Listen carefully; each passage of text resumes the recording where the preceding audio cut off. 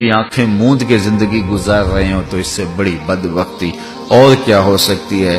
کہا دیکھو عبرت پکڑو اور اپنے رب کی دہلیز پہ آ جاؤ، ابھی توبہ کا دروازہ بند نہیں ہوا، سورج مغرب سے طلوع نہیں ہوا، اللہ کی رحمت کا در کھلا ہوا ہے۔ آج آ جاؤ گے تو پچھلے سارے گناہ معاف کر دیے جائیں گے، نہیں آؤ گے تو وہ بے نیاز ہے، اس کو کوئی پرواہ نہیں ہے۔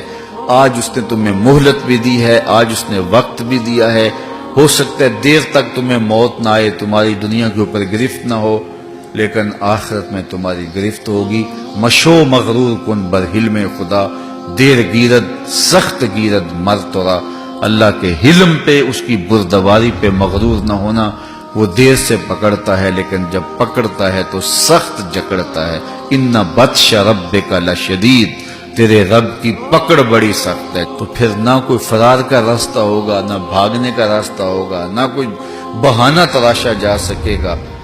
یہ کل ہم گزر رہے تھے تو تذکرہ ہوا پاناما لیکس کا، اور اس طرح کوئی اور آئی ہے تو وہ کہہ رہے تھے یہ کیا ہے، تو میں نے کہا یہ پاناما لیکس، یہ فلاں لیکس، یہ مختلف جو ہے وہ چیزیں ظاہر ہو رہی ہیں، لیکن پھر بھی اس کی گرفت سے کوئی بچ رہا ہے، کوئی گرفت میں آ رہا ہے، کسی کو ٹینشن ہے، کسی کو پریشانی ہے، لیکن یہ چھوٹی چھوٹی لیکس ہیں۔ اصل تو لیکس قیامت کے دن ہوگی، جس کو قرآن بتاتا ہے یوم تبلی السرائر، جس دن سارے مخفی راز تش تش بام ہو جائیں گے۔ تو وہ بڑا سخت دن ہوگا جب کوئی چیز بھی مخفی نہیں ہوگی۔ آج میں آپ سے پوشیدہ ہوں، آپ گمان کرتے ہوں گے کہ بہت اچھا شخص ہے، لیکن اگر میں اچھا نہیں ہوں تو آج آپ کے سامنے پوشیدہ ہوں، کل پوشیدہ نہیں ہوں گا۔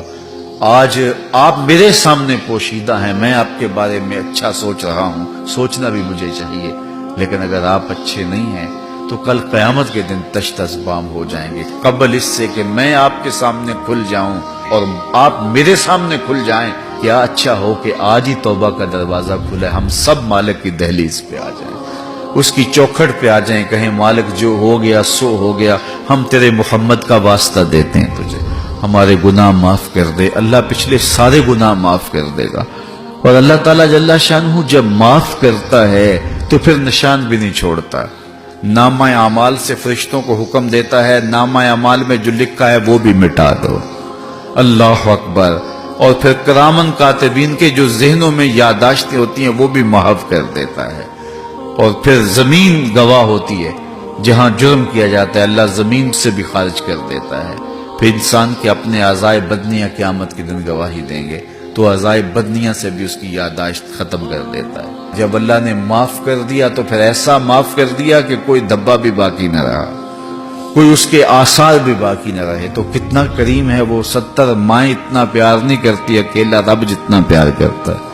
تو پھر ہم کتنے بد نصیب ہوں گے کہ آج اس دنیا میں اس مالک کی دہلیز پہ نہ آئیں اور در در ٹھوکریں کھاتے پھریں۔